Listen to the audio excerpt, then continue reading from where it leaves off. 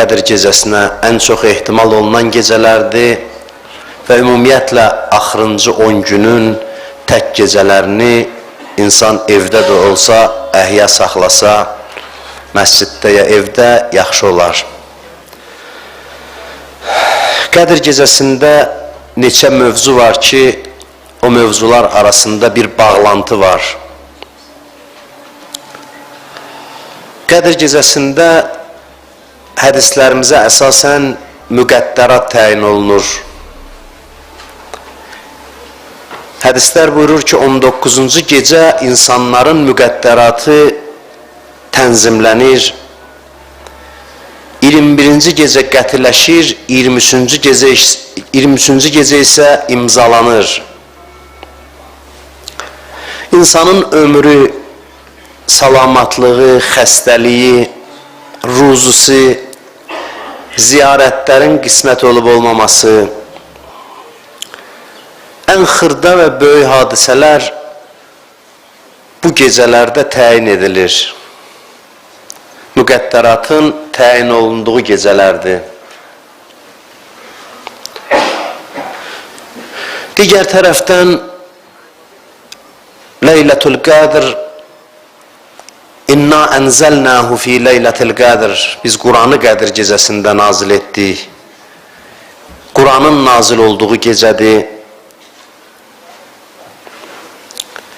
və bağışlanma gecəsidir, məğfirət gecəsidir.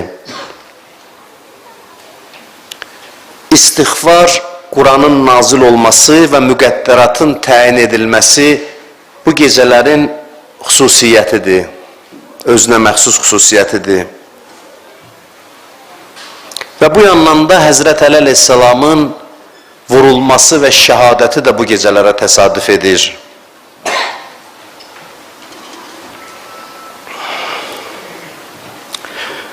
Həm Quranın nazil olması, həm istiğfar, tövbə, bağışlanma, həm müqəddəratın təyin edilməsi, bu üç mövzu biri-biri ilə bağlanır bu gecələrdə.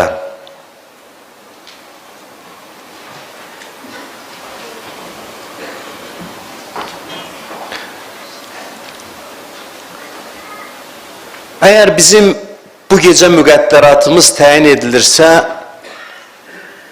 müqəddərat gələcək deməkdir də, elə deyil. Müqəddərat yəni gələcək. Amma bizim gələcəyimiz keçmişimizdən çox asılıdır. Gələcəyimiz keçmişimizin girovudur. Biz səbəb-nəticə qaydalarının, qanunlarının hakim olduğu bir dünyada yaşayırıq. Biz bugün bir addım atırıqsa, neçə il sonra bizim müqəddəratımıza təsir göstərir. Heç bir şey bu aləmdə təsirsiz ötüşmür. Ciddi səbəb-nəticənin hakim olduğu bir aləmdə yaşayırıq. Və deyirik ki, bugün müqəddərat təyin edilir. Müqəddərat təyin edilirsə, bu müqəddəratı təyin edən nədir? Bizim keçmişimiz. Gələcək keçmişdən müstəqil deyil. Bunun üçün dindar olmaq lazım deyil. Bu həyatın qanunudur. Bugün atılan addımın gələcəyə təsiri var. Bunu hamı qəbul edir. Bu bir qaydadır. Və biz istiğfar etməklə Qədir gecəsində keçmişimizi pak eləyirik, təmizləyirik. Və təmizləndikcə də gələcəyimiz dəyişir. Ona görə də istiğfarla, tövbə ilə, bağışlanmaq istəməklə müqəddəratın bir-birindən ciddi əlaqəsi var, sıx əlaqəsi var. Bu gecənin niyə əf gecəsi, bağışlanma gecəsi qərar verib Allah?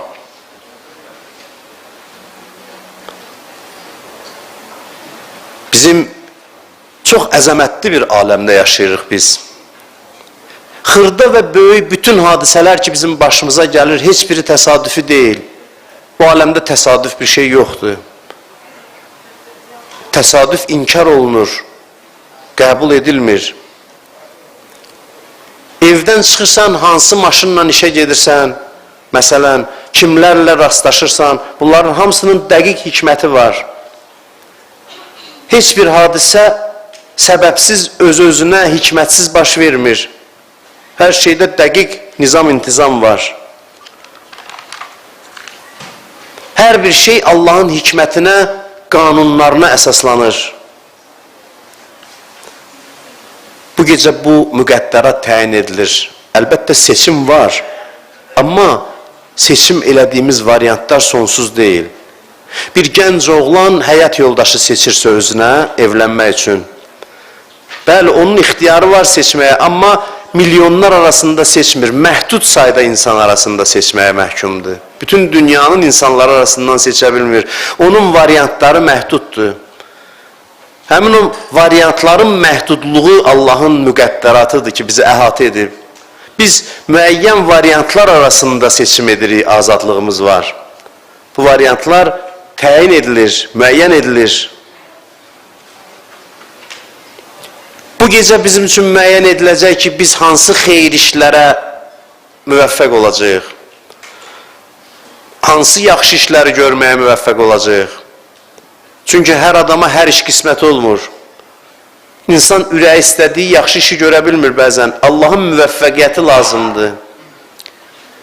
İnsanın dininə xidmət eləməyi, malını sərf eləməyi, var dövlətini xərcləməyi, elmini paylaşmağı, hər bir şey Allahın müvəffəqiyyəti əsasında baş tutur. Bizim istəməyimizlə deyil. Allah gərək bir insana lütf eləsin ki, onun dininə xidmət eləsin. Allah razılıq verməlidir, imzalamalıdır ki, bu insan mənim dinimə, insanlara xidmət eləyə biləcək. Bütün bunlar bu gecə təyin edilir. Mənəvi aləmin qayda qanunları bu aləmin hadisələrinə təsir göstərir.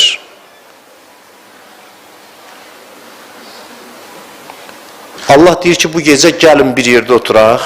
Bu Allahın rəhmətidir bu gecə. Gəlin bir yerdə oturaq, gələcəyimi müəyyən edirəm. Sən də iştirak elə bu prosesdə. Sən də iştirak elə.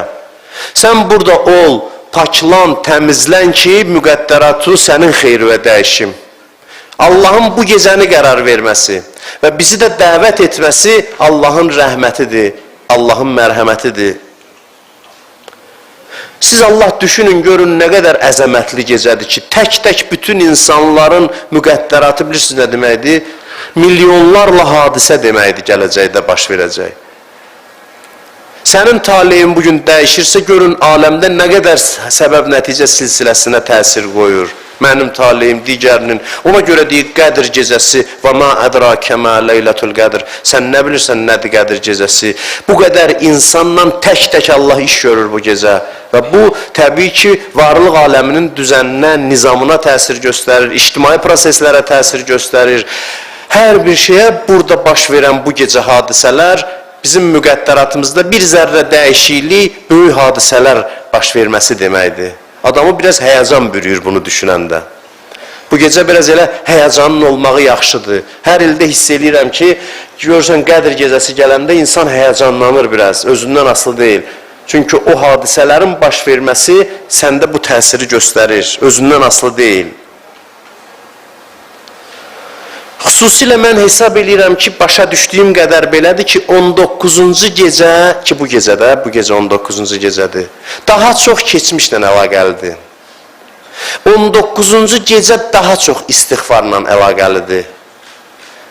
21-23 isə daha çox gələcəyə bağlı gecələrdir. Əlbəttə, hamısında istiğfar var. Amma 19-cu gecə daha çox keçmişin təmizlənməsinə xidmət eləyir.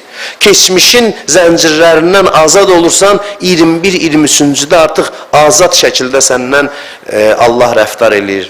Sən elə bil, çiynində olan bir ağır yükü bu gecə tökməlisən. Təmizlənməlisən.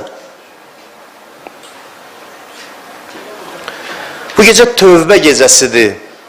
Bir insanın tövbəsi qəbul olunması qədər əzəmətli hadisə yoxdur. Biz elə bilirik ki, bağışlandıq da vəssalam. Bağışlandıq, silindi deyilir ha, əməl dəftərindən günahlar silindi. Silinməklə, bilirsiniz nələr baş verir? Silinmək, yəni gələcək fərqli şəkildə cərəyan eləyəcək artıq. Bilirsiniz nə deməkdir? Hər tək-tək insanın əməl dəftərindən günahın silinməsi yüzlərlə bir daha deyirəm hadisə deməkdir. Nə qədər bəlaların qayıtmağı deməkdir. Gözləyirdi bəla. Bu gecə bağışlandı, hadisə baş verməyəcək artıq.